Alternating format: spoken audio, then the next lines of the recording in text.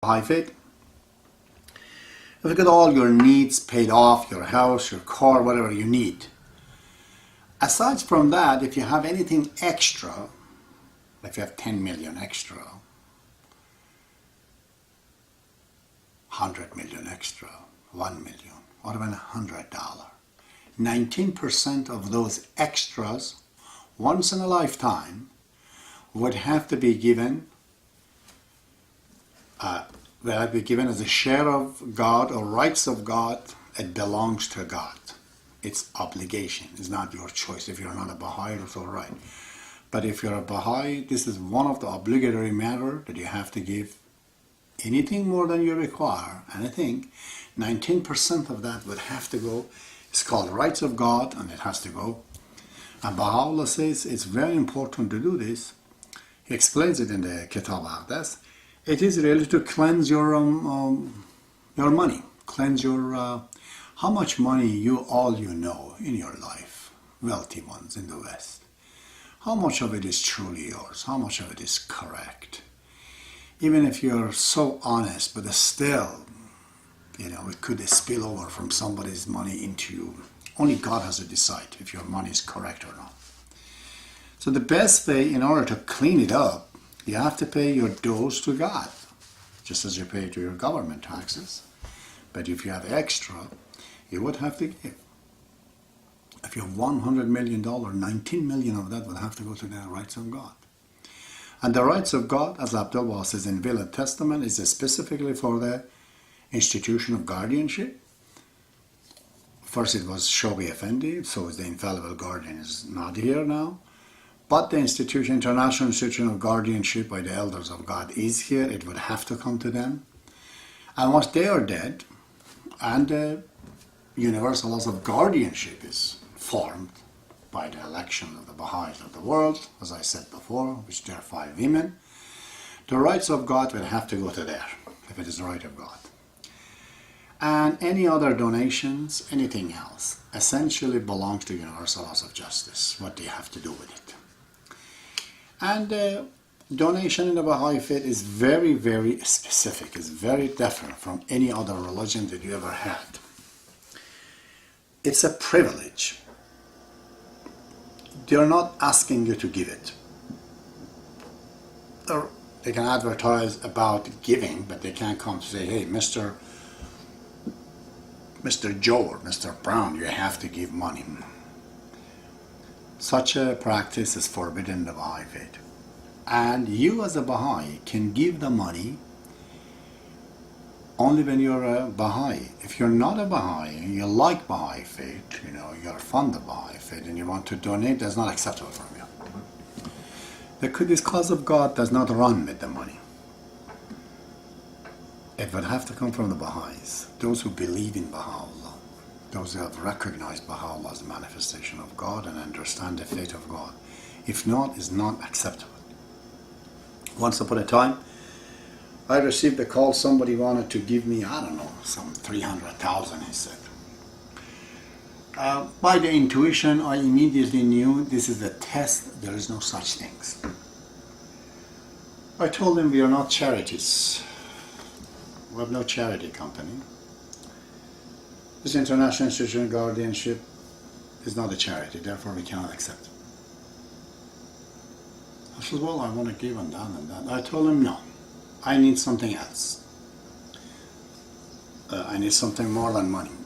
He said, what is that? I told him, I need the man who is capable of giving that money. I need him. Because then I will give the money back to him and I ask him on our behalf, go and do this and that and that. So while you're hearing this, also better to know that I rejected it. For what I'm doing right now, I do not need to require money, but I did ask once that I have a great teaching project. If a big sum of money comes, I would accept it, but I would have to consult with Universal Laws of Justice and other Baha'is about the teaching project and so on and so forth. This is a rather huge project, all the Baha'is have to be involved one way or other. I might have to use the pry bar and move a few things around to get their attention, but that's how it should be done. So it is very important at a time when you give and you think you're giving, you're only exchanging. You're giving what is not yours, which is right of God, or what is yours, which is zakat, as I said, to the poor people, what you have and you give. You know the story that the old lady in the Bible who just paid a penny, and the rich man, Lazarus, I think was his name. He said, I'll give half my money, and Jesus said, no, you haven't given as much as that woman. How come? He said. And the Lord said, because she gave everything she had. This happened in the United States too. When they were building the Wilmot, the Baha'is, Abdul-Baha visited in 1912 here. It is written a woman gave her hair, cut her hair and gave donations. Oh, what a gift was that one. She actually gave herself, not what she had. She gave what God gave it to her, the hair. The most beautiful prize, probably. The best donations. So, but essentially it is important that to go through the institutions. For the rights of God, to go to the institution of guardianship, for any other matter, you want to give donations, which is not right of God. Let's say, you say after I'm dead, I want my house to go. In that case, if I have to go to Universal House of Justice, or my wealth, or my this, or my that. Right of God is specific about when you have more than what you require as a person, which is your house, your car, and your everything that you need. More than that, 19% of it has to go once in a lifetime, though. If you have 100 million, you have to pay 19 million out of that. And you don't pay any more. But if you gain another 100 million, then you have another 19 million again, and so on and so forth. So Bill Gates should think that he's not a Baha'i, yet he has to pay a lot of money otherwise. He's doing well for himself. But let's see if that can get him to understand the truth. One of the biggest example of our time is bin Laden. I know a lot of people are sensitive about the topic. I'm not. I'm always thinking about this man in myself. How much can you give? How persistent can you be in your opinion and your belief? Did you just let go all that wealth and money and he married the daughter of king? All that, and to become in a situation that you're thrown into caves, the whole world is after you. How stubborn a person can that be? My God, this is a strange example. So anyways, on his belief, he has really given. I think it is not possible to pay more than what he did. For a rich man, of course. Poor no, rich man, as rich as he was. It reminds you of what Jesus says, that for a wealthy man, he says, to come to the kingdom is the camel through the eye of a needle. This Mr. bin Laden pays so much. I admire him for that. I'm amazed, actually, by it. But the gentleman could never understand Baha'ullah. He could never even understand Islam. The truth of it. In entire Saudi Arabia, not a single author has been ever come through this thousands of years past, except for Imam Ali and those 11 Imams that came from that particular country. But the greatest books, the book of Ali, must be the most advanced book at his own time. It is impossible to write anything bigger than him. that he wrote at that time from Saudi Arabia. And Imam Ali is not recognized still, unfortunately, by the Sunni sects as at least an author, a philosopher, a thinker. No.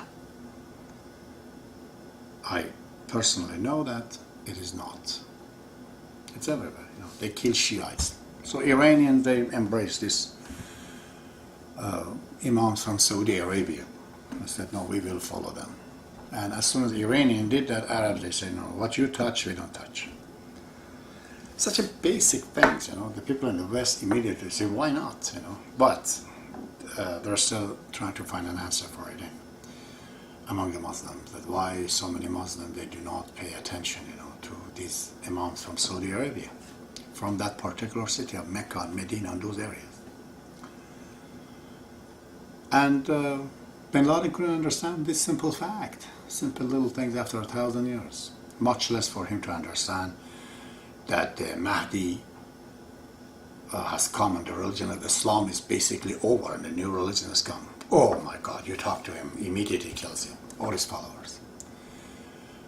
This is telling you that. Just giving, if you think is going to help you to become a spiritual and generous, not really. I don't know, examples are there.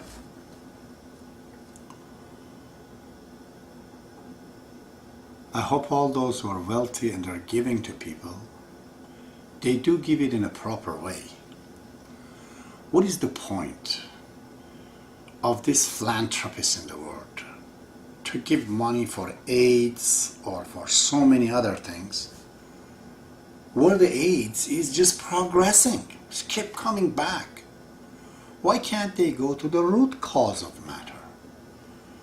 Why can't they go to a country like Djibouti, very poor country in Africa, try to establish factories, university, schools, completely take over and just change the whole system from the very beginning to the top, educating them.